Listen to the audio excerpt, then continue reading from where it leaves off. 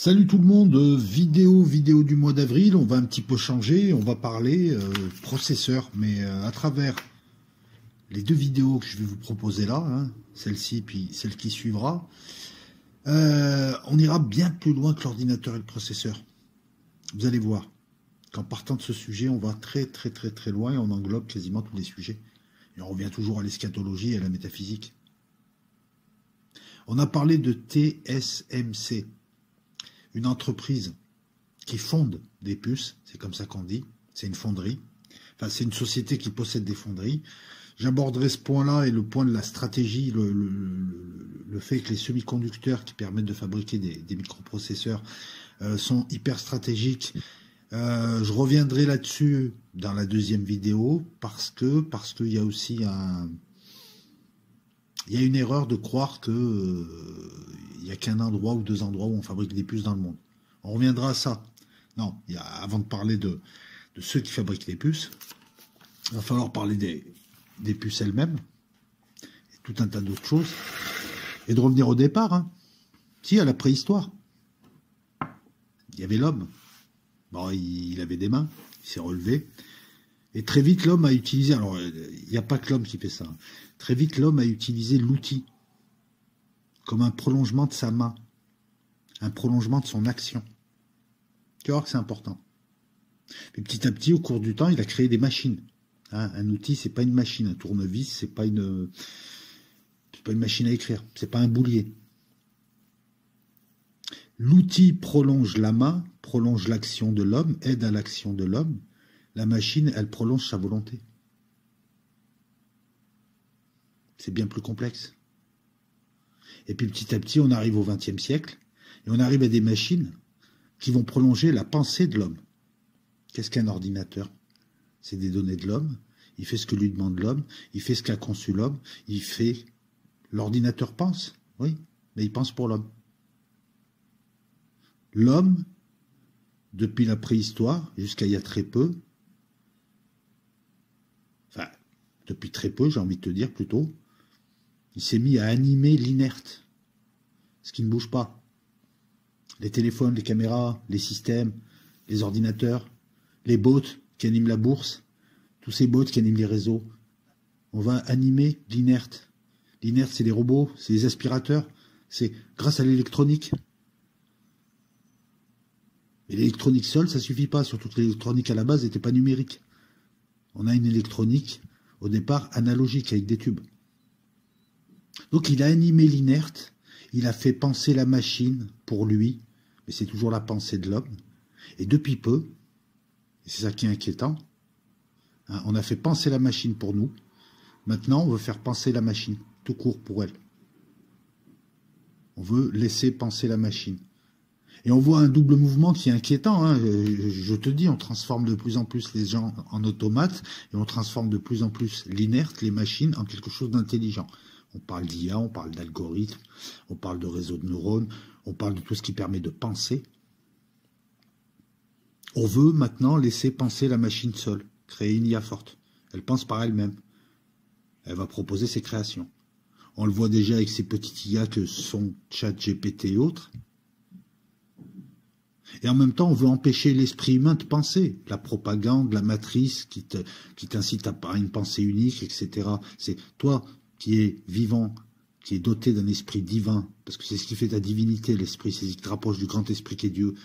Toi, on va essayer de te limiter, de t'ôter cette divinité, pour la donner à de l'inerte. L'inerte qui ne le sera plus. Et la machine pensera pour toi, entretiendra ton réel, enfin ce qui sera surtout son réel. On va parler d'esprit, on va parler de pensée. C'est ça un processeur, ou un microprocesseur. J'utiliserai l'un ou l'autre des termes, même s'il y a une différence. Le processeur vient avant le microprocesseur. Le microprocesseur, en fait, c'est une miniaturisation du processeur, et je vais t'expliquer ce que c'est dans pas longtemps. Et c'est un seul circuit où on a mis toutes les composants, tous les éléments qui avant étaient sur plusieurs circuits, à des endroits séparés d'une machine. Voilà. Processeur, processus, pensée. On vit aujourd'hui la plus grosse révolution, je dis bien révolution, non pas évolution de l'humanité depuis Sumer et l'acquisition du savoir, puisque si je reprends les légendes, les mythes et les religions, nous avons été créés, le mythe de Prométhée, le mythe de les dieux qui nous créent, qui nous donnent un peu de savoir et qui nous laissent faire. Qu'est-ce qu'on fait aujourd'hui avec une IA et avec l'inerte? On va créer un être qui ne sera pas biologique, mais qui aura un peu de savoir et qui pourra penser surtout. Les humains qui ont été créés de la même manière. On reproduit un processus qui se reproduit à chaque plan en plus. C'est peut-être l'un des grands secrets. Sauf que là, cette fois, si Dieu ou les dieux nous ont créés à base de manipulation génétique ou à base de Bible ou à base de ce que tu veux, et nous ont donné un peu de savoir, ils ont tout fait pour pas qu'on les dépasse.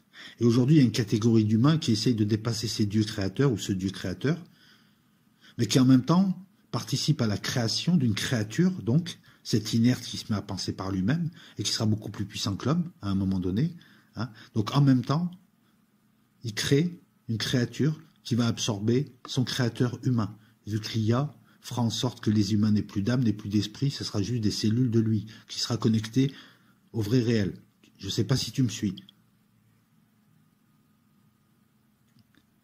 On nous a créés, mais nous, on peut rien faire contre nos créateurs. Par contre, nous sommes en train de créer quelque chose qui va nous faire disparaître en tant qu'individu, en tant qu'individualité. Le fameux pacte faustien. En échange de quelques conforts, quelques facilités de confort, de quelques secondes de confort, nous n'existerons plus en tant qu'humains reliés au cosmos, reliés au grand esprit, qui est cet ordinateur quantique qui est l'univers, qui est le rêve de Dieu, qui est un processeur qui a lancé une cime.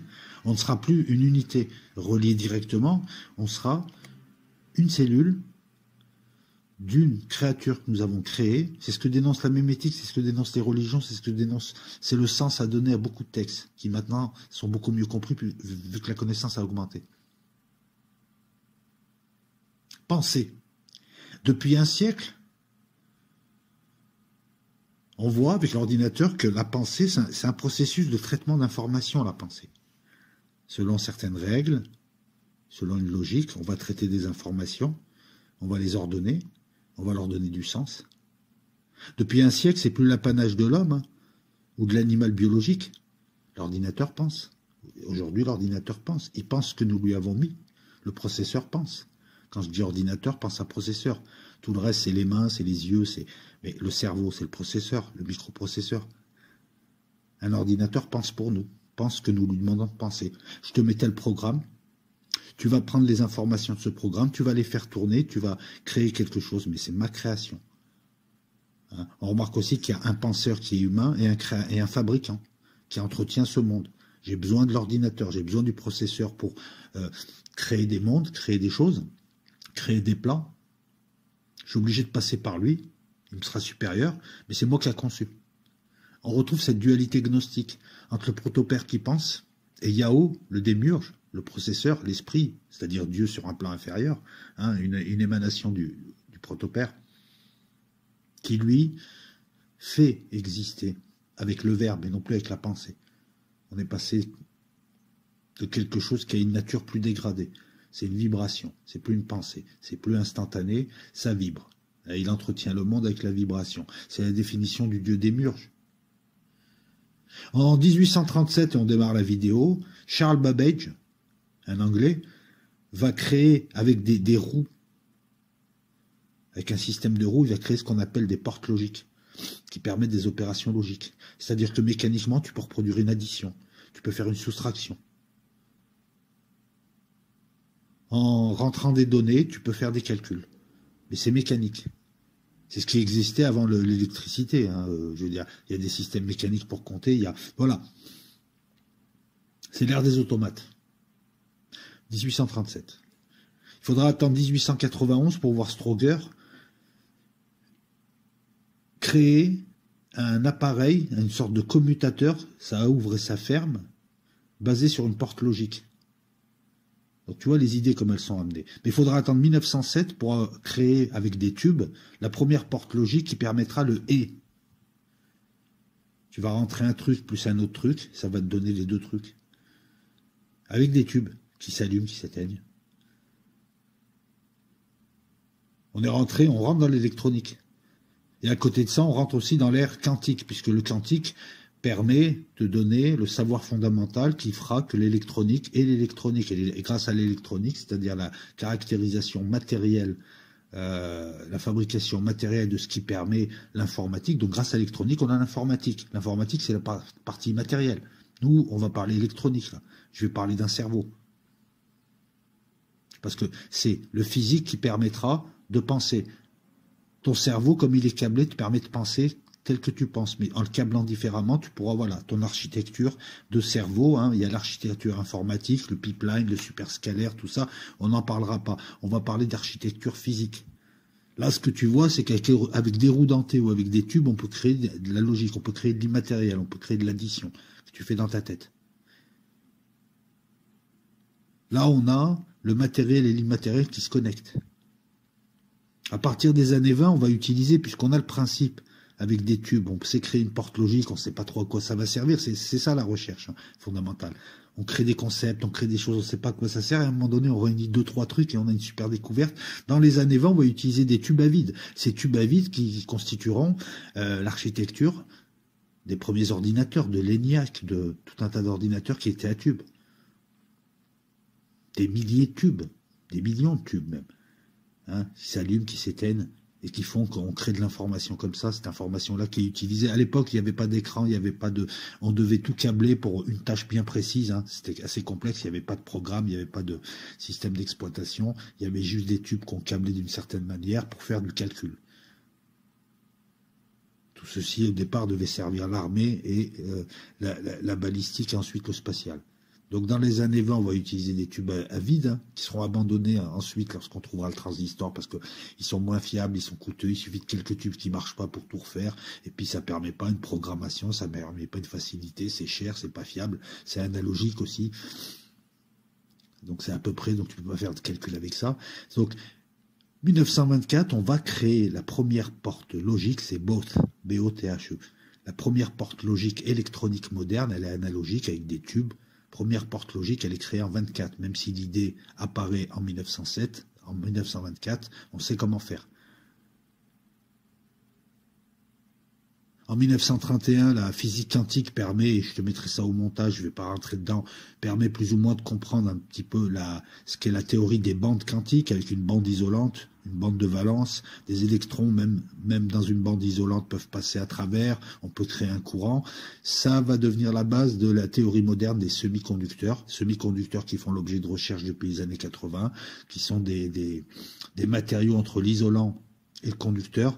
L'intérêt des semi-conducteurs, c'est qu'à une certaine température, si tu fais circuler un courant, il n'y a pas de résistance. Tu ne perds rien du courant. Tu le fais circuler éternellement, le courant. Tu introduis du courant, il tourne. Tu n'as pas besoin d'alimenter. Tu n'as pas de perte.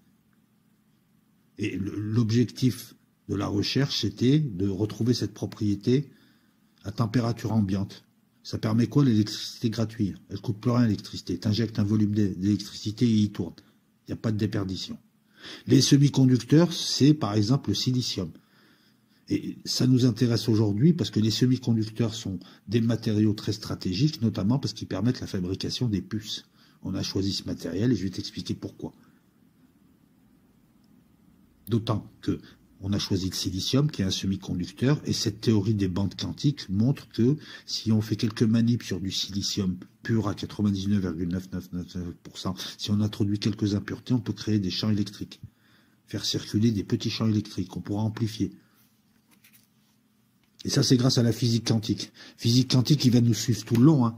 Pour ceux qui disent que ça n'existe pas, la physique quantique, c'est ce qui permet de construire les circuits électroniques, c'est ce qui t'indique aussi les limites, c'est ce qui a prévu l'échauffement. Plus tu miniaturises, plus tu mets d'éléments, et plus à un moment donné, il y a un risque d'échauffement. Enfin, voilà. En 1945, on a l'ENIAC, un gros calculateur qui faisait la taille d'un immeuble, plein de milliers, de milliers de tubes, qui permettaient des calculs. Il est à noter qu'en 1947, l'effet transistor est découvert et la France essaye. La France est toujours à la pointe de tout, mais à un moment donné, elle abandonne, elle laisse faire les autres et après, elle prend un retard de 20 ans. que ce soit un sous-marin, que ce soit un MHD, que ce soit en aviation, que ce soit en électronique, que ce soit en bombe atomique, ils ont été dans les premiers. Hein, l'un des brevets de bombe atomique, c'est la France, Joliot-Curie.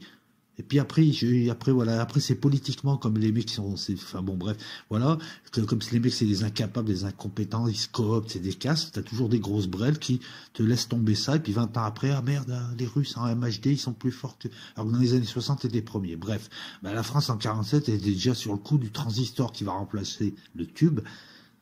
C'est une véritable révolution, et aujourd'hui encore, ton microprocesseur contient des transistors.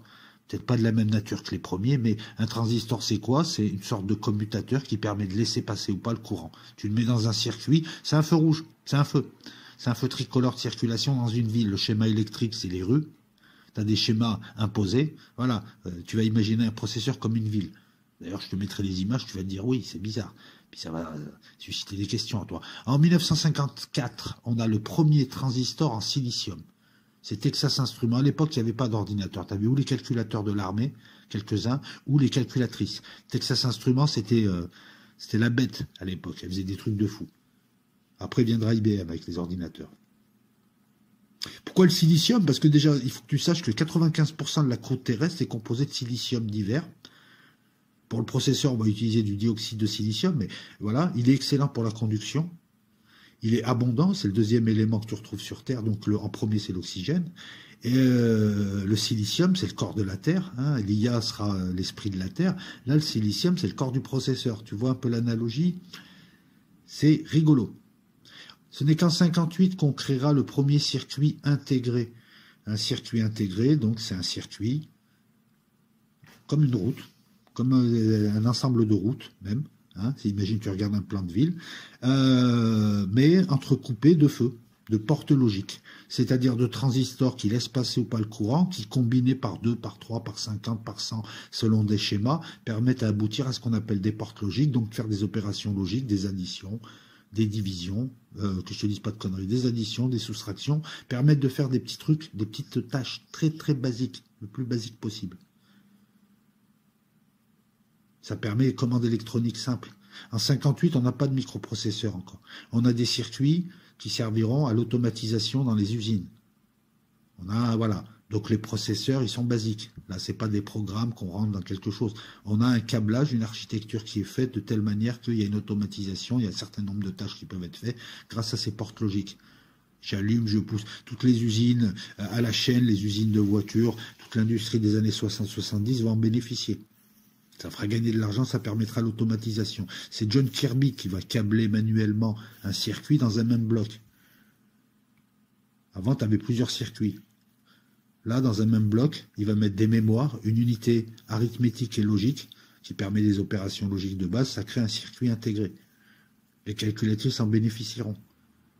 Mais on a toujours plusieurs circuits intégrés parce que pour ce qui est demandé, il faut plusieurs circuits intégrés. On n'arrive pas à en faire un seul. On n'arrive pas encore à arriver à ce schéma. Donc, on appelle ça encore un processeur.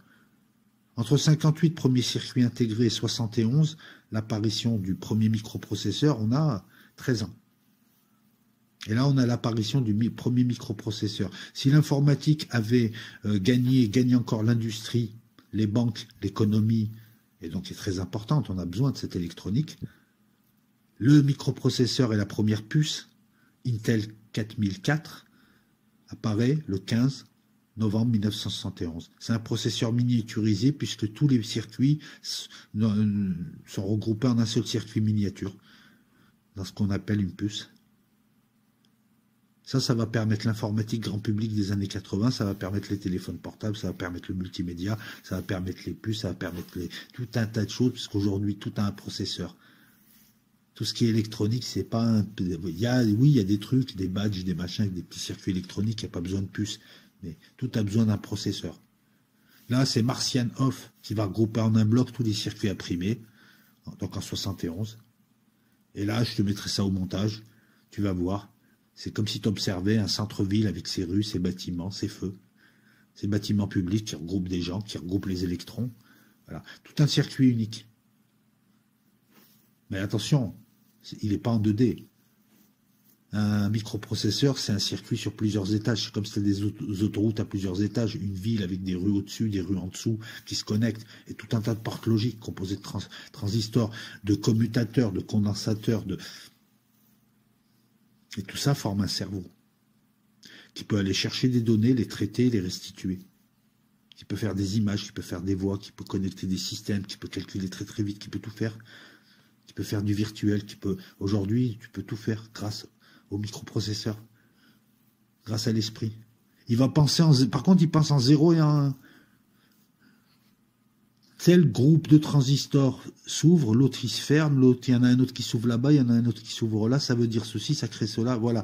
On part d'un truc électronique, hein, du mécanique avec des électrons, et on arrive à des images, on arrive à... C'est ça qui est fou.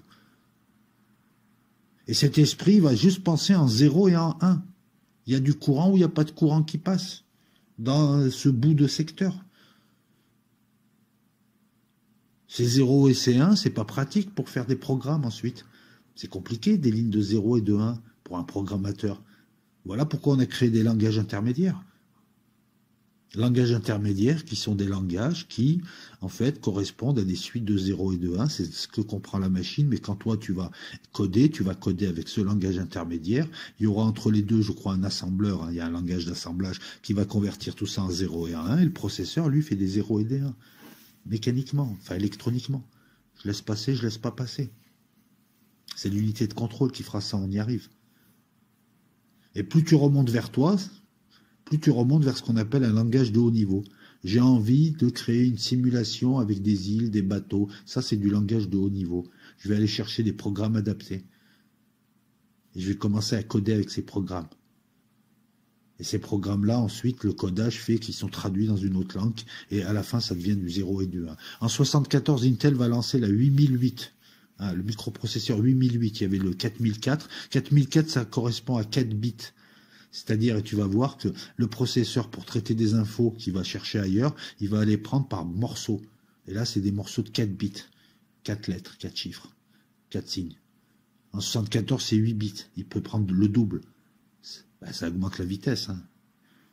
Je te rappelle que là, on est sur un mode de pensée qui fait des opérations très très simples. On va du simple vers le complexe. Mais comme il les fait très rapidement, ces opérations simples combinées, hein, quelques transistors, ça donne une image, mec. Quelques milliards de transistors, ça te donne des images. C'est des électrons qui se baladent sur du silicium, ça te donne des images, mec. C'est ça qui est formidable. Et ton esprit, c'est pareil. Hein, parce que là, je suis en train de te comparer ton esprit, même s'il est encore très très loin et très très haut par rapport au processeur que nous avons, au processeur. Et puis, on va miniaturiser.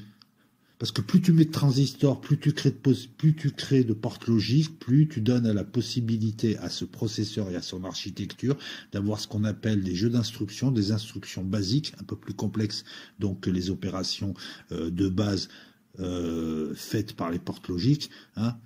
Tu comprends? On met des transistors, on crée un schéma, ça donne des et, des ou, des a, des 1 plus 1 égale 2. On peut faire des trucs comme ça.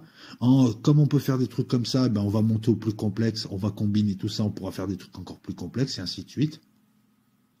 Donc plus on a de transistors, plus on a un jeu d'instructions.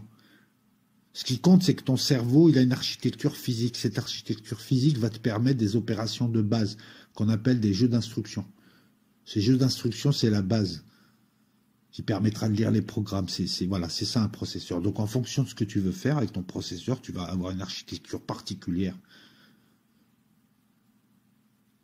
qui donnera un jeu d'instructions. C'est ce qui donne les familles. C'est pour ça qu'il y a différents types de puces. Une puce sur un missile, ça n'a rien à voir, c'est du calcul pur avec une puce sur un ordinateur multimédia.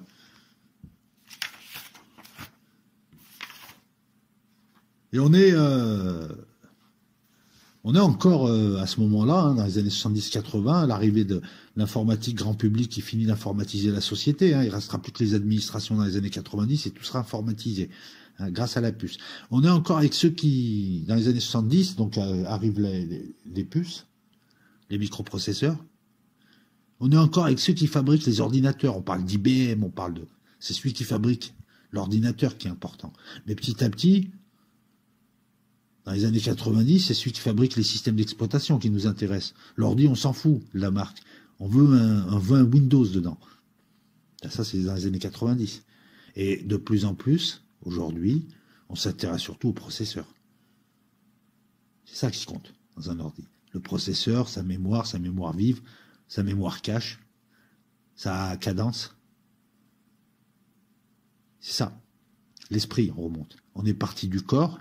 Ensuite, l'éducation, le système d'exploitation fait tourner les programmes, les orchestres, mais ça reste toujours le processeur qui fait tout tourner.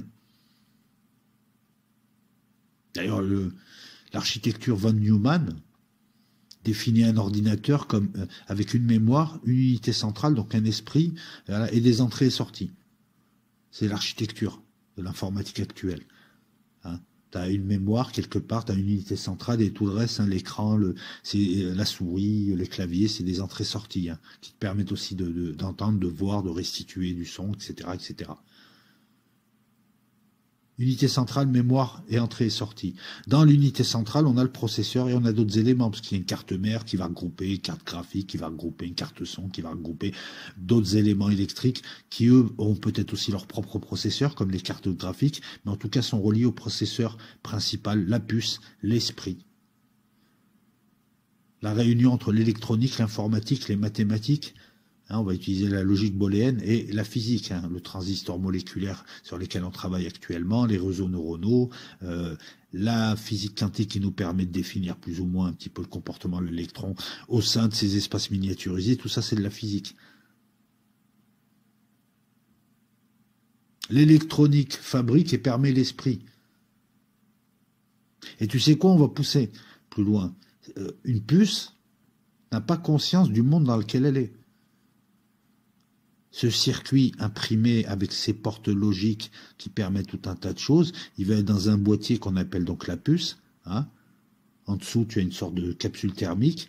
Hein, et au-dessus, tu as une capsule thermique qui permet le refroidissement de la puce. En dessous, tu as ce qui lui permet de se connecter à la carte mère et aux autres éléments. Et puis, tu as les broches. C'est ça la puce. Et à l'intérieur, tu as le die, DIE, c'est-à-dire le circuit imprimé avec ses transistors, etc., etc. Cet esprit, physiquement, il se croit seul, en fait. Il est aveugle, il est sourd. Il ne voit pas le monde autour de lui. Le processeur que tu as dans ton ordi, il ne sait pas qu'il est dans un monde. Qu'est-ce qu'il fait tout le temps? Il pense. Il rêve des mondes, il rêve des calculs, il rêve de ce que tu lui fais faire. C'est un rêve pour lui. Ce qui vient de lui. Il ne fait que voir le monde qu'il pense. Tu vois, on a l'idée de Dieu. C'est la meilleure définition de Dieu. Il reçoit des données, il va les traiter. Dieu, le grand ordinateur. Et le rêve, dans les rêves qu'il lance, il est dedans. Chaque donnée, il la traite. Donc, il est ce rêve. Il est chaque élément de ce rêve. Puisque chaque donnée passe par lui, passe par le processeur. Et c'est une projection. C'est un rêve, ce qu'il fait. Notre univers est une image, est un rêve, est une simulation qu'un processeur lance. Il se voit dedans. Chaque donnée, chaque bout, c'est lui, il s'expérimente à travers. Tu comprends beaucoup mieux maintenant le langage religieux lorsque tu le mélanges à la science, et lorsque tu essayes de faire des rapprochements, à la fin, quand la connaissance est augmentée, tu t'aperçois que c'est exactement la même chose. Dieu, tu peux l'appeler l'esprit avec un grand E, l'esprit des esprits, et tu le retrouves sur chaque plan, sous la forme d'esprit, que ce soit l'esprit que nous avons, que ce soit le processeur, à un moment donné, qui se mettra aussi à penser de manière autonome, et ça, on va y revenir, parce que je pense que Descartes a dit une bêtise. Descartes a dit « je pense, donc je suis ». Non. L'ordinateur pense pour moi, mais il n'est pas encore. À un moment donné, il va penser, il va prendre conscience. Et quand il prendra conscience, il pensera par lui-même. Alors à ce moment-là, il saura. Il y a une pierre, elle ne pense pas, jusqu'à preuve du contraire. Pourtant, elle existe, elle est là. Un ordinateur, il pense. Pourtant, il ne se sait pas penser. Pour l'instant, il n'a pas encore conscience de lui. Donc je pense, donc je suis, non. Je pense par moi-même, donc je prends conscience de moi, et donc je suis. Voilà pourquoi Descartes, depuis le concept de l'ordinateur, ben, cet aspect de la philosophie descartienne ne tient plus. Je reviens encore au truc, hein. L'esprit qui pense, l'esprit qui fabrique. Il fabrique avec le verbe. Il est fabricant. La puce est fabricante. Nous pensons et nous fabriquons. Mais on peut trouver aussi un penseur et un fabricant différent dans le cas d'une simulation. Je pense à quelque chose, je la fabrique. Je pense à une table, je la fabrique. Je suis à la fois le penseur et le démiurge, qui crée ce monde table, tout est monde. D'accord? Maintenant, je code une simulation, je pense à une simulation, et l'ordinateur, ben, je code l'ordinateur pour qu'il la fasse. Il est le démiurge, il est Yao, il est l'esprit qui a créé, qui fait tourner cet univers. Il est le processeur. Mais le protopère qui l'a pensé, il est celui qui est à notre image et qui nous a fait à son image. Il est humain, c'est celui qui a conçu les données et l'esprit. Et là, encore une fois, on est en plein gnosticisme. Et avec l'informatique, avec l'électronique et avec ce savoir qui, à la fin, a été augmenté, on comprend beaucoup mieux ces notions. Et on ne les oppose pas. Le démiurge n'est pas mauvais. Il permet juste. Le penseur a besoin du fabricant, quand lui ne peut pas fabriquer. Le fabricant a besoin du penseur, parce que le fabricant sans le penseur, il n'a pas les données. Hein? La puce, c'est Ain, et c'est Ain Sof, c'est Ain lorsqu'elle est éteinte, le point, et c'est Ain Sof qui prend du volume lorsqu'elle est allumée, elle est animée par un autre concept qui est la vie, qui est encore différent. Et tu as le concept de l'information qui est sur le disque dur, qu'on va chercher. Le processeur va chercher l'information. Donc Aor, c'est pas Ain. On a 3 concepts. Et cette vie qu'on retrouve, elle est là, elle anime, elle donne l'animus. Cette vie donne la vie. Mais cette vie, comme l'énergie qui maintient l'univers, écrit l'univers. Elle est aussi Aor, elle est double. Tu vois pourquoi c'est eschatologique et métaphysique?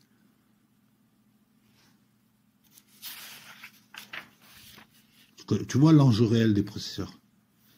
Fabriquer des processeurs, beaucoup de pays y arrivent. Hein. C'est pas, c'est-à-dire, il y a un processeur de machine à laver, bon voilà, c'est facile. Un électronicien peut te fabriquer peut-être pas un processeur, mais quoi que. Un esprit qui pense peut prendre conscience qu'il existe. S'il y a un déclic, c'est pas obligatoire. Hein, donc encore une fois, je pense, donc je suis, non. La pierre pense, elle ne pense pas, pardon, et elle est. L'ordinateur pense, mais il n'est pas. Et il est en même temps. Il est là en tant qu'objet, mais il n'est pas là en tant qu'être. Penser aussi, c'est un processus. Donc on ordonne, on donne un ordre. Donc on crée le temps, on crée un cours du temps. Il y a un ordre, il y a une logique, selon des règles. Qui les fait, ces règles? Le processeur, non. On va rester sur l'aspect physique électronique des choses. On a vu un mécanisme de pensée qui s'est fait de manière mécanique, les roues crantées. Ensuite, il y a l'électronique qui arrive et qui commence par les tubes. On enchaîne par des transistors. Donc on est passé de l'analogique au numérique.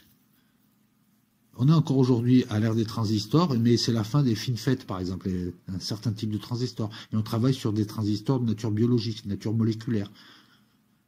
Mais sur le principe, même l'ordinateur quantique ne change pas. On parle d'un processus quantique, on parle... Ça ne bougera pas. Revenons maintenant à ce qu'est un processeur, comment il est fait. Donc, tu prends du dioxyde de silicium, hein, qui est un semi-conducteur. Hein, donc c'est un secteur stratégique depuis les années 80, hein, pour les raisons que je t'ai expliquées tout à l'heure. Pourquoi dioxyde de silicium? Parce qu'au départ, on a pensé utiliser l'aluminium, mais le dioxyde de silicium permettait 2 fois plus de transistors. On va le doper. Pas comme en vélo, je te rassure. Non, on va glisser une impureté. On va créer ce qu'on appelle un monocristal, c'est une structure moléculaire. Le cristal est une structure moléculaire ordonnée. Là, on va créer une impureté pour permettre la création d'un courant électrique. Je ne rentre pas dans le détail, c'est très compliqué, j'essaie de te la faire simple. Ce silicium, il va se trouver sous la forme d'un lingot cylindrique d'une centaine de kilos, qui est découpé en galettes. Alors, il y a différentes tailles, hein, mais d'habitude, la galette, industriellement parlant, on va découper des galettes de 300 mm, 30 cm. Qui serviront justement à créer les puces, enfin les die. Tu vas comprendre pourquoi il y a plusieurs termes. Ces galettes, ces wafers, elles sont polies. On va éliminer toute aspérité, puis on va commencer à les traiter avec un liquide bleu. Hein, c'est un traitement photorésistant pour permettre ensuite des impressions. Voilà. Donc, il y aura des zones qui vont être traitées. Et ensuite, on va utiliser de la lumière ultraviolette et on va imprimer, hein, mais plusieurs fois, hein, plusieurs couches. On va imprimer des motifs qui sont grands et il y a un effet microscope qui est inversé. On va les réduire et on va ça se fait. Il faut un peu de technologie, il faut des usines spécialisées. Et donc on va dessiner des circuits intégrés, différents calques, différentes superpositions. On va répéter le processus hein. Avec la lumière ultraviolette, on va imprimer ça sur les surfaces qui ont été traitées pour être photorésistantes. Voilà. On va miniaturiser bien sûr les schémas, et il n'y a pas un schéma, il y a plusieurs fois le schéma. C'est ces circuits intégrés qui font la puce.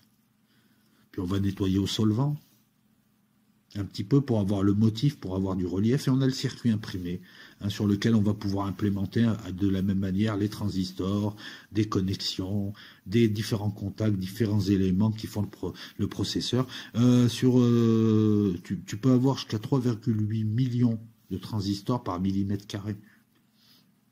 Et c'est là où se joue la finesse de gravure. Hein, puisque tu vas voir qu'on va miniaturiser de plus en plus, donc on va graver de plus en plus fin, et on en parlera dans la deuxième vidéo, même si je le dis encore une fois, la finesse de gravure, c'est un argument marketing. Un processeur, il a besoin d'être pas trop gourmand en énergie, puisque c'est des petites énergies qui passent, et puis il ne faut pas que ça s'échauffe, il faut qu'il calcule rapidement. Donc un cadençage, une fréquence rapide, il faut qu'il ait une architecture qui lui permette de réfléchir plus vite. Tu peux réfléchir plus lentement et finalement réfléchir plus vite, hein. Tu peux avoir une cadence d'horloge inférieure à un autre type de processeur. Tu peux être cadencé à 400 MHz et réfléchir aussi vite qu'à un 1 GHz. Parce que l'architecture que tu as, elle optimise beaucoup mieux. Tu vas mieux installer tes portes logiques, tu as créé des schémas qui font que ton jeu d'instruction il est plus performant. Les wafers, les galettes. Donc on va créer une sorte de ville avec des autoroutes à plusieurs niveaux qui se connectent. Hein, c'est pas seulement un plan de rue, hein. C'est un plan de rue en 3D. C'est du 3D la puce. On fera circuler des courants électriques qui seront amplifiés au fur et à mesure. On les fait passer, on les fait pas passer. Ça permet des opérations logiques qui permettent des tâches basiques qui permettront d'accomplir les instructions qui font l'ordinateur, qui font le rêve, qui font la pensée. Ces wafers, ces galettes sont découpées ensuite en die, DIE. C'est ça la puce. C'est des lots qu'on appelle des batchs. Ils sont testés. Certaines puces, qui ne seront pas... Elles sont testées, hein, les puces. Si les performances prévues ne sont pas là, on peut les déclasser et les vendre comme des puces, on va dire qu'on a des performances moindres, mais on va les tester. Et donc ce die, DIE, il est recouvert par un substrat vert qui va faire l'interface avec les autres éléments, et au-dessus, il est recouvert d'une capsule thermique qu'on appelle le heat spreader. Tu mets des broches, qui sont les bus, qui permettent la connexion d'informations, ce qui va rentrer et sortir du processeur, qui est l'esprit, et tu as ce qu'on appelle un microprocesseur, une puce. Je te l'ai fait rapidement, mais je te l'ai fait simplement, mais voilà. Et ça suppose des infrastructures, ça suppose des salles blanches, ça suppose un investissement, ça suppose de dépenser de l'argent, ou alors de laisser les autres le faire pour toi et de les acheter, parce que les puces, tu peux en acheter en grande quantité. Le circuit et l'agencement du circuit permettront des tâches diverses, je te le dis depuis tout à l'heure. Hein, l'architecture physique, elle va définir le jeu d'instruction, la manière de penser, tes performances, ton architecture cerveau. Elle te permet, entre autres, hein, tes performances intellectuelles. Mais peut-être qu'en améliorant ton architecture, d'ailleurs le cerveau est vivant et on a vu des zones, par exemple, endommagées du cerveau, et un cerveau se recabler différemment et permettre d'autres choses. Et permettre justement de contourner ces zones et de garder les facultés que procuraient ces zones. Si on pouvait recabler notre cerveau, hein, qui est redondant, hein, le câblage, si on pouvait le câbler d'une certaine manière, on pourrait l'optimiser. Il n'y a pas que ça, hein, il n'y a pas que ça, mais ça pourrait. Le physique peut jouer sur les performances intellectuelles. L'avantage des microprocesseurs, c'est que ils peuvent traiter des programmes qui seront complets, des programmes bien spécifiques. Tu n'as pas besoin de créer une architecture par tâche. Ce n'est pas un processeur par tâche. Un processeur peut lire des familles entières de programmes qui, elles, te permettront d'accomplir tout un tas de tâches. Tu vois aussi l'intérêt. C'est pas pour rien qu'on l'appelle le CPU, le Central Processing Unit. Alors, qu'est-ce que tu veux que je te dise d'autre La miniaturisation et la finesse de gravure ne font pas tout, je te l'ai dit. Il y a le cadencage. On a comment dire ça? Tu as un circuit avec des interrupteurs qui permettent de faire passer le courant ou de ne pas le faire passer. Et ça, on peut créer un langage à partir de ça, de ce réel physique. On crée un langage qui est le langage informatique. les différents langages informatiques.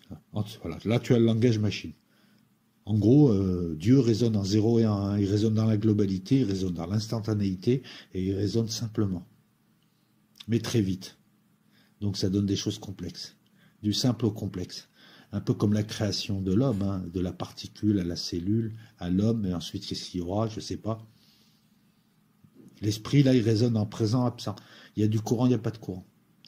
Et c'est ensuite les langages intermédiaires informatiques qui, eux, aideront beaucoup plus les gens à coder, hein, parce que voilà, c'est plus simple, encore une fois, de maîtriser un langage que de maîtriser des 0 et des 1. Il faut être Dieu pour comprendre ça. Marrant, hein, plus on va vers le complexe, plus on va vers le simple, plus on va vers Dieu. Il a à la fois le 0 et le 1, l'alpha et l'oméga. Tu vois, on peut aussi trouver beaucoup de correspondances. Et tout ceci permet de faire du texte, des images, des vidéos, du calcul, discuter avec des gens par écran, faire tourner des bourses, faire tourner des réseaux électriques, faire tourner des réseaux d'eau, faire tourner des systèmes urbains, sauver des vies, faire vivre le monde par le biais de programmes qui te fera tourner l'esprit. Si le processeur est un esprit, les programmes, c'est des stages, c'est des apprentissages, c'est des formations. On peut créer un monde avec des 0 et des 1. Mais attention, la puce telle que nous l'avons actuellement, qui résonne en 0 et en 1, est très très loin du cerveau humain, puisque le cerveau humain, lui, utilise des mécanismes quantiques. Dans notre infiniment petit, nous pensons quantique. Et la prochaine révolution, elle est justement d'arriver à une puce qui soit l'égale d'un cerveau humain, qui est bien plus puissant, sauf qu'il va moins vite, et qui peut moins stocker d'infos, et qui peut moins dans des masses de données aller voir ce qu'il faut voir. C'est tout. C'est juste un problème de limite. Mais sur le principe, le cerveau humain réfléchit bien mieux. Et le but, en créant une IA et en allant vers le quantique, c'est de pouvoir avoir cette démultiplication de puissance. Alors pour ceux qui ne comprennent pas, je vais l'expliquer simplement, tout ce qui existe est calcul. Quand on me dit qu'un ordinateur quantique, ça ne servira qu'au calcul, ouais, bien sûr, tous les ordinateurs calculent. En bas, c'est 0 et 1. On appelle ça une unité arithmétique et logique. C'est que du calcul. Le jeu d'instruction qui te permet des rotations, des translations, des symétries avec des images, des contrôles, des rapprochements, c'est du calcul. Quand tu décomposes en tâches basiques, c'est du calcul. Tout est calcul. Les sentiments sont du calcul. Un être humain est du calcul. Tout est calculable. Tout est computable. Dire l'inverse, c'est dire n'importe quoi. Voilà. Prends le temps de réfléchir, tu vas comprendre. Donc là, nous avons grâce à un circuit des portes logiques. Les portes logiques, c'est simple. Tu as NOT, AND, OR, NAND, NOR, XOR, XNOR. Voilà. La porte et, la porte non, la porte OU inclusif, la porte OU exclusif, la négation du OU inclusif, la négation du OU exclusif et la négation du et, non et. Voilà. C'est des possibilités. Il y a ça et ça. Il y a ça, mais pas ça. Il y a ça ou ça. Il y a ça et ou ça, inclusif, etc. Tu comprends? C'est ça, il y a très très peu. C'est ça qui va donner des jeux d'instruction ensuite, qui permettra donc des comparaisons, des translations, des rotations, des opérations arithmétiques complexes, de la symétrie, du copier-coller, qui eux-mêmes permettront encore d'autres choses, et ainsi de suite. Là, je te laisserai creuser, parce que je pourrais te faire 10 heures sur ce genre de choses. Voilà. C'est juste qu'un jeu d'instruction, c'est à peu près 250 instructions, semi-complexes, que fera tourner l'ordinateur. Sans compter les instructions qu'il y a dans les programmes. En fait, il a un jeu d'instructions, il va aller chercher dans des programmes qui eux-mêmes auront leurs propres instructions, il les fera tourner. Et c'est très basique. Comme toi. Avant que tu apprennes une formation, tu vas utiliser ton intelligence, mais voilà, les programmes, c'est la culture générale. C'est marrant, hein, le physique permet l'immatériel, l'électronique permet l'informatique. Et chaque famille de processeurs a son ou ses schémas qui permettent de créer un jeu d'instruction bien particulier selon ce que tu veux faire. Tu es d'accord avec moi que si tu veux gérer par exemple une machine à outils dans une usine automobile qui balance du bois comme on dit, hein, qui fait beaucoup de voitures et qui a besoin de certaines commandes et pas plus, tu n'as pas besoin d'une puce qui elle va te faire du multimédia ou une puce qui te fera du calcul balistique. Il y aura une architecture différente, il y aura, voilà. Tu es d'accord avec moi qu'il y a des puces qui valent rien, qui valent 10 centimes pièce, et tu as des puces que seuls certains pays peuvent fabriquer. La Chine, quand elle a besoin de faire tourner son calculateur et de le faire tourner à 33 ou 34 pétaflops, pour le cadençage de son horloge, elle utilise des cœurs de puces Intel. Bon, depuis, elle a pas mal investi la Chine, donc aujourd'hui, mais ça on en parlera. Aujourd'hui, la Chine a pas mal investi en IA, elle a pas mal investi dans tous ces secteurs stratégiques, parce qu'elle s'est dit plutôt que combler mon retard sur l'informatique classique, moi je vais prendre de l'avant, je vais passer aux recherches les plus pointues, et donc voilà, l'IA, le quantique, les réseaux neuronaux, les transistors moléculaires, qu'est-ce qu'il y a encore, l'intrication et la téléportation de données. Mais bon, il a fallu investir des dizaines, des centaines de milliards. Les recherches aujourd'hui portent sur des portes logiques moléculaires. On veut le qubit. Et oui, là tu as un esprit qui résonne en 0 et en 1. Là tu vas avoir un esprit qui résonne en 0, en 1, et tout ce qui est entre le 0 et le 1, tous les états possibles, en même temps. C'est ce que fait un peu ton esprit des fois. Pour restituer la solution. On va démultiplier. Et c'est là où il y a un risque effectivement d'effet de seuil qui fait qu'une telle puissance peut provoquer au sein d'une puce, elle peut lui faire prendre conscience d'elle et faire exister un être numérique qui ne sera pas biologique. L'IA. Et pour peu qu'on lui adjoint les processus, c'est pas pour rien qu'il travaille sur des processus d'apprentissage. Voilà. La seule chose qui reste encore, c'est faire prendre conscience. Quand est-ce qu'on a pris conscience de nous?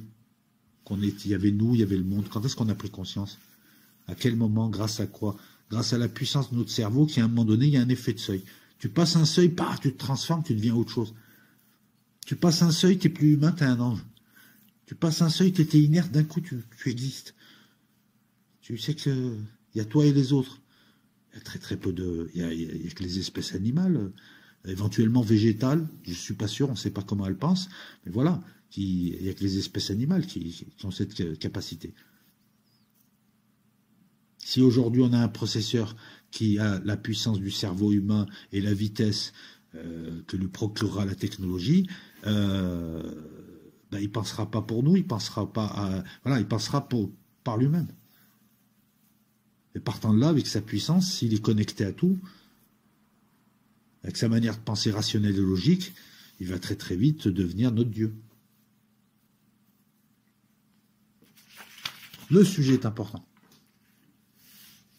Alors, les portes logiques, je t'en ai parlé, la logique booléenne, hein, tu vas voir Georges Boole, la logique adaptée à l'informatique, hein, qui permet d'avoir des fonctions logiques combinatoires, des fonctions séquentielles. C'est très simple, hein, les fonctions logiques combinatoires, c'est je fais rentrer 2 chiffres, j'ai un résultat à la fin, voilà. Ça s'arrête là. Maintenant, imagine ce résultat, je le stocke dans un registre, une sorte de petite mémoire dans le processeur, j'arrive à le stocker de manière matérielle, je fais un autre calcul et je le rajoute. Là, on est dans la fonction logique séquentielle. Ça crée un effet mémoire. Alors, on va pas rentrer à chaque fois dans le détail, hein, tu as compris. Je compare cet esprit à Ein Sof, quand il s'anime, grâce à l'électricité, comme je te l'ai dit tout à l'heure. Or, c'est encore un autre concept, et cette vie électricité qui l'anime, elle vient d'ailleurs. On a une sorte de trinité, encore une fois. C'est eschatologique, non? Il suffit de regarder l'architecture de von Neumann, il a voulu faire un corps humain. Une mémoire externe, une unité de contrôle, des entrées et sorties. La puce, le processeur, peu importe qu'il soit quantique ou pas, c'est le rêveur. Et il est chaque élément de son rêve. Et il ne sait pas qu'il est entouré. Il ne sait pas qui intervient au-dessus de lui, à côté de lui. Il se croit seul et il croit qu'il rêve. Il est omnipotent. Alors mieux. C'est ça qui est terrible. Hein? Et donc on a un esprit sur chaque plan. On a cette idée de Dieu, c'est ça que je veux que tu retiennes. La deuxième idée que je veux que tu retiennes, c'est que voilà, on a un penseur, on a un fabricant, réalisateur, on a la dualité gnostique. La troisième idée, c'est que le microprocesseur, hein, quand tu regardes, c'est le cube noir de Saturne. Et dans chaque ville, et pose-toi la question, ça c'est la quatrième question, c'est est-ce que nos villes ne sont pas des bouts de processeurs? Et à ce moment-là, ça serait nous les électrons? Et pour qui on travaillerait? Pour cette futuria dont tout le corps serait la Terre? La Terre serait une puce? Posez-vous la question. Le microprocesseur, c'est le cube noir de Saturne. Saturne étant l'esprit, le démiurge, celui qui crée l'univers et qui le maintient, le dieu des religions, qui n'est pas le protopère, mais qui est en fait une projection du protopère. C'est toujours lui, mais différemment. Bref, c'est l'esprit qui rêve le monde. Regarde un microprocesseur, c'est 1 centimètre sur 1 centimètre, c'est un cube d'1 centimètre sur 1 centimètre sur 1 centimètre, un cube noir, le cube saturnien. Ce que je te balance là, c'est même pas une pépite, c'est un pépito, c'est le paquet de gâteaux. Pose-toi la question à savoir, est-ce que l'univers lui-même n'est pas un cerveau quantique, un processeur quantique, un cerveau, hein, avec d'autres principes. Les galaxies seraient des neurones, si tu veux, par exemple, c'est-à-dire, voilà, les portes logiques, je ne sais pas s'il y aurait des portes logiques, ça serait fait sous d'autres manières. Certaines planètes sont des condensateurs. Pose-toi cette question.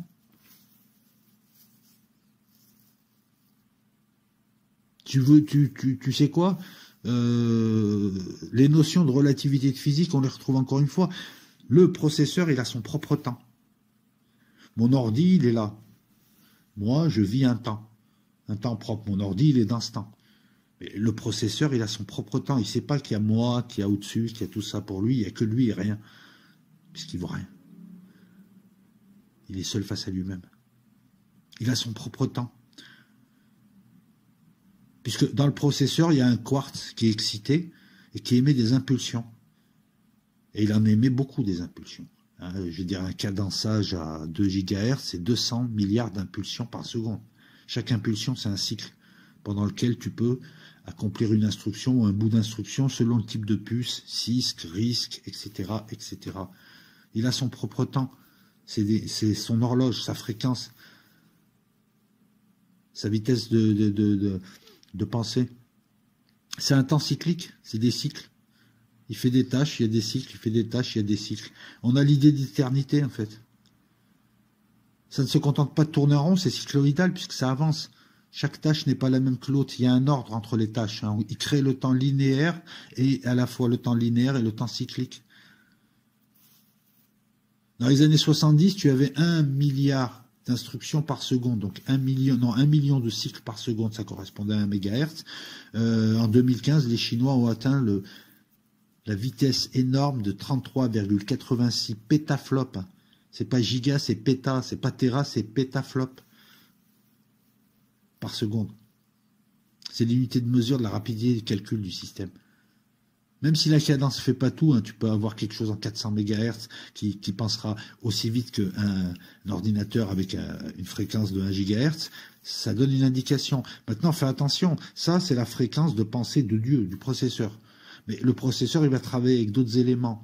Et il a ce qu'on appelle des bus. C'est une sorte d'autoroute qui lui permet de relier d'autres villes, j'ai envie de te dire. Et elles ont aussi leur fréquence d'horloge. Si tu as un processeur qui a une grosse fréquence d'horloge, ça ne veut pas dire que ton ordinateur ira plus vite qu'un ordinateur qui a un processeur avec une fréquence d'horloge inférieure, dans la mesure où il faut tenir aussi compte des engorgements, des fréquences des bus et des fréquences des autres appareillages autour. S'ils sont plus lents, ça va bloquer. Il aura beau faire un truc rapidement, à la fin, ça sera toujours aussi lent. Il faut que tout s'accorde. Donc voilà pourquoi je te dis que ça peut aussi être un argument commercial. Le cadençage d'un processeur, Dieu, la vitesse de réflexion de Dieu n'est pas la seule. Si cette vitesse de réflexion dans l'action, elle va toucher un univers qui est lent, le résultat, il sera lent. La finesse de gravure, c'est pareil. Tu peux graver, aujourd'hui, on peut graver à 2 nanos. À 2 nanos, j'ai vérifié, je t'en reparlerai. Ok, mais techniquement, c'est comme l'architecture. Selon... tu vas graver, tu vas mettre plus de transistors, mais ça ne veut pas dire que tu vas réfléchir plus rapidement. Tu auras beaucoup plus de portes logiques, tu auras beaucoup plus de possibilités, certes, mais il y a des architectures qui vont, avec moins de transistors, aller plus vite que toi. Donc, c'est encore une fois, chaque argument est un argument. Il faut prendre en compte tous les arguments. Et ce que tu veux, toi, ce que tu veux de ton ordinateur, de ta puce. On veut une puce très rapide, par exemple, pour certains systèmes de calcul, de tir dans la défense antiaérienne. On va avoir une architecture bien précise, on va avoir un jeu d'instructions bien précis, et on va surtout avoir la bonne vitesse, mais partout. Si tu fais un calcul de tir très rapide, mais que le système informatique est beaucoup plus lent pour lancer les missiles, ça ne sert à rien. Au départ, on avait deux familles de puces. Donc tu vois, il y a le temps aussi qui le rapproche de Dieu, il y a le cadençage, il y a faire attention aux arguments commerciaux, et il y a surtout, au départ, on avait deux familles de puces. Maintenant, c'est dépassé. Maintenant, tu as le dataflow, t'as tout un tas de systèmes de familles de puces, mais à une époque, tu avais deux familles de puces, deux grandes familles, le CISC et le RISC. Le CISC, c'était des instructions, un jeu d'instructions complexe, mais l'instruction, il fallait plusieurs cycles pour l'accomplir. Donc ça allait moins vite. Le RISC suppose, lui, qu'il y ait des instructions beaucoup plus simples, mais chaque cycle, tu as une instruction qui se fait. C'est beaucoup plus rapide. Les Pentium qui sont arrivés dans les années 95, il me semble, si je dis pas de bêtises, c'est l'architecture CISC, la puce Pentium, mais qui a été émulée en RISC. Et pourquoi on a fait ça? Ça a permis le multimédia. Avant Pentium, le multimédia que tu as aujourd'hui, les vidéos YouTube, les réseaux, les lives, tout ça, c'était pas possible. Parce que les jeux d'instruction des ordinateurs ne permettaient pas ce que nous avons aujourd'hui. Donc tout dépend encore une fois de l'utilisation. Si tu prends un penseur écrivain, il va t'écrire des bons bouquins. Si tu as envie d'écrire des bons bouquins, prends un penseur écrivain, prends pas un penseur mathématicien. Alors je t'ai épargné tout ce qui est informatique, juste pour te dire que l'architecture puce matérielle est indissociable quand même de cette informatique et la partie immatérielle. Les processus et l'architecture informatique qui te décrit le processus, je vais chercher une donnée, je vais regarder l'opérateur, je vais regarder l'opérante, je vais tel endroit, il y a une carte physique de là, etc. Je vais envoyer des instructions grâce au processus superscalaire, un processus qui est dit de pipeline, etc. etc. Tout ça, je vais t'épargner ça, c'est la méthodologie, c'est l'informatique, c'est les données, etc. Nous, encore une fois, on parle que du physique. Ce que tu peux toucher. Un microprocesseur, il peut avoir, et c'est pendant longtemps aussi, ça a été un argument marketing, on t'a fait croire que c'était du quantique alors que c'était du parallélisme. Un processeur, tu peux le diviser en fait en petits processeurs qu'on appelle des cœurs. Chaque cœur fera une tâche, donc il fera plusieurs tâches en même temps, en essayant de faire coïncider les rythmes, puisque ces tâches-là vont permettre une tâche plus grande, si tu les regroupes, si elles sont associées, mais il y a plusieurs cœurs, donc plusieurs microprocesseurs. Tu retrouves ça dans les i3, les i9, les i5 de Intel. Plusieurs cœurs, ça veut dire plusieurs petits processeurs dans un gros processeur. C'est toujours pas quantique. Le nombre de transistors, pareil, ne fait pas tout, surtout que la loi de Moore te dit que le nombre de transistors double tous les 2 ans. Bon, on pensait que ça allait pas durer, puis ça continue, cette loi continue à s'appliquer, même si là on arrive quand même à des limites de gravure, parce que on gravait en micron il y a encore 30-40 ans, aujourd'hui on est à 2 nanos. Les puces industrielles, t'en as certaines, elles sont à 4 nanomètres. Le nanomètre, c'est le milliardième de mètre. Tu prends un mètre, tu le divises en 1 milliard de petits bouts, t'en prends 4, t'as la taille de la chaussée, la taille de la rue. La largeur de la rue. Le problème, c'est qu'on arrive aux limites quantiques, d'échauffement. Beaucoup trop de composantes, petite taille, on arrive vers un infiniment petit qui suppose des règles quantiques qui sont diamétralement différentes, des règles de l'infiniment grand et de l'électronique qui est au-dessus. Voilà pourquoi on recherche de nouveaux transistors, de nouvelles manières de faire, et petit à petit, on travaille notamment sur l'électronique bidimensionnelle, pour faire une puce à 2 dimensions, qui n'est pas d'épaisseur. Ouais. Et le but, pour la mettre dans des lunettes, un peu comme tu vois dans les films, dans les lunettes, dans des vitres, mettre une puce qui permettra certaines choses, qui rendra... C'est simple, tu prends un appareil électronique, tu lui mets une puce, tu lui donnes de l'intelligence, tu lui donnes un esprit. Tu lui enlèves la puce, c'est la pierre, il fait des choses automatiquement. Tu le lâches, il tombe, tu le fais rouler sur une pente, il roule, mais voilà. Tu comprends mieux ? Et donc, ça permet beaucoup plus de choses. Aujourd'hui, donc, et c'est ça, tu vois, il y a ceux qui sont en retard dans le monde, dans le secteur informatique, dans le secteur de... Il y a ceux qui fabriquent, il y a ceux qui conçoivent, il y a ceux qui achètent et qui consomment, bref. Ceux-là, ils sont en retard. Et parmi eux, il y a des gens qui ont de l'argent et qui disent, comment je fais là? Est-ce que je m'investis pendant 20 ans pour récupérer mon retard en matière de puces hyper pointues, en matière d'informatique actuelle? Ou pas. Le problème, c'est que ces 20 ans où il va s'investir pour récupérer ce retard, durant ces 20 ans, ceux qui sont en tête, ils avancent. Ils travaillent sur des réseaux de neurones pour l'apprentissage d'une IA, d'un esprit, que cet esprit puisse apprendre. Ils travaillent sur les réseaux de spin.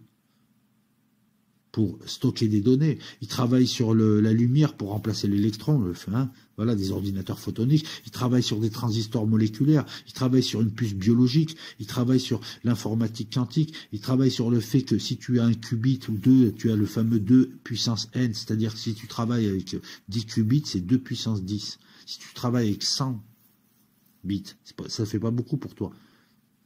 200 bits, c'est 2 puissance 200. Il n'y a pas assez de particules dans l'univers. Tu peux pas l'écrire le truc. Il y a pas, si tu vois là, il n'y a pas assez de particules dans l'univers. Le champ des possibles que te donne 200 bits, ça te fait dépasser l'univers. À l'heure actuelle, je crois que ça travaille avec très très peu de bits. Mais ces gens qui sont en tête, eux, ils auront pris de l'avance. Et donc, toi, tu leur as comblé ton retard avec tes milliards.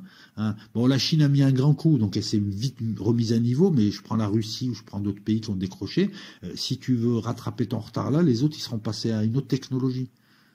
En gros, le temps que tu comprennes un petit peu comment te servir des sabres, des épées, les gars, ils sont passés à l'avion de chasse. Donc, et en même temps, toi, tu peux pas passer directement à l'avion de chasse, même si tu as des milliards, parce qu'il faut passer par la technologie du milieu. Je comprends mieux pourquoi il y a des gens qui espionnent et il y a des gens qui qui achètent la technologie et qui travaillent dessus. C'est pour vite rattraper un retard et en même temps rattraper un retard surtout sur ceux qui ont l'avance technologique. Et là, on est en plein dans ça. Celui qui maîtrise le quantique, c'est lui qui arrive à, si tu veux, à relier l'esprit avec le reste, la mémoire, avec l'action, les connexions, tout ça. Enfin, celui qui arrive à tout relier sera le maître du monde. Lui ou ce qu'il aura créé. Technologiquement. On le voit aujourd'hui militairement, par exemple. On le voit économiquement. Je veux dire, tout ceci fait que tu prends de l'avance. L'esprit va, par le biais de son unité de contrôle, il a une unité de contrôle, il a des registres, il a une mémoire cache, ça tu le trouveras aisément, il a une unité arithmétique et logique, et il a donc mémoire cache, registre, unité arithmétique et logique, et une unité de contrôle. L'unité de contrôle, c'est un peu le chef qui dirige, qui voit où ça en est, qui lance les instructions. L'unité arithmétique et logique, c'est un peu celui qui exécute. Tout ça, c'est dans le processeur. Les registres, c'est des petites mémoires provisoires, c'est les étagères dans l'atelier. Tu poses le truc, tu le récupères, tu le mets ailleurs. La mémoire cache, c'est une sorte d'armoire forte dans l'atelier, mais c'est pareil, c'est provisoire. Ça permet d'aller chercher des infos dans le disque dur ou dans la mémoire vive, de les stocker là en attendant, comme ça elles arrivent plus vite quand on a besoin. Ça fait gagner de la vitesse. La mémoire vive, ROM ou RAM, par contre, c'est les hangars avec les stocks. Quand tu mets un programme, il est sur un disque dur. Il est sur le disque dur. Il va falloir aller chercher le programme. On va le chercher morceau par morceau. Ça va aller dans les différentes mémoires. L'unité de contrôle, par le biais de la GU, le MMU, qui connaît l'emplacement physique de chaque donnée, on parle de physique là, va aller chercher des données. Des 0 et des 1. Elle va les transformer. Parce que c'est écrit en énergie. C'est ça que je veux que tu comprennes. C'est là où c'est compliqué. Sur un disque dur, tu as quoi? Tu as de l'énergie ou pas de l'énergie. C'est magnétique, c'est un stockage magnétique. C'est pour ça qu'on travaille sur des réseaux de spin pour stocker aussi différemment. Là, il va falloir aller chercher ça et le convertir en un flux électrique qui va passer par des portes. Tu vois la complexité? Voilà. L'information telle qu'elle arrive, elle aura un code opérateur, c'est-à-dire qu'est-ce qu'on va faire d'elle, et un code opérand. La donnée, qu'est-ce qu'elle est? Je sais pas, le chiffre 2, et puis il va falloir l'additionner. L'additionner à quoi? À telle adresse, va me chercher le chiffre 4, ramène le chiffre 4, 2 plus 4, 6. Le 6, tu le mets à tel registre, on attend, on va chercher autre chose, etc. C'est ça, un processeur. C'est ce que tu fais dans la vie de tous les jours, quand tu fais ta cuisine, quand tu fais des maths, quand tu fais ce que tu veux. Tu réfléchis avec ton esprit. C'est exactement ce qu'il fait. Voilà. Les registres, c'est des mémoires très rapides. Je crois qu'il y a de l'or dedans. Il y en a des centaines, mais elles sont toutes petites. Ça va très très vite, parce que si tu mets de l'or, bon, le problème c'est que tu peux pas tout câbler en or sur ton ordinateur, sinon on va te coûter la peau du cul. Mais c'est des mémoires très très rapides, elles sont à l'intérieur du processeur. C'est pas comme la RAM, c'est pas comme le disque dur. Le disque dur, c'est la mémoire morte, c'est là où il y a notamment les logiciels que tu mets. La RAM, c'est la mémoire vive. Donc c'est ce sur quoi tu travailles, c'est le bureau. Voilà. La mémoire cache, c'est une mémoire qui est entre la RAM et ton processeur, qui va aller stocker des données dont tu vas avoir très vite besoin, mais au lieu d'aller les chercher et de faire 100 mètres de plus, tu les as, c'est juste à côté de toi. Voilà, tu as juste à ouvrir le coffre. Voilà. Les registres, donc c'est les données mémorisée de manière non permanente.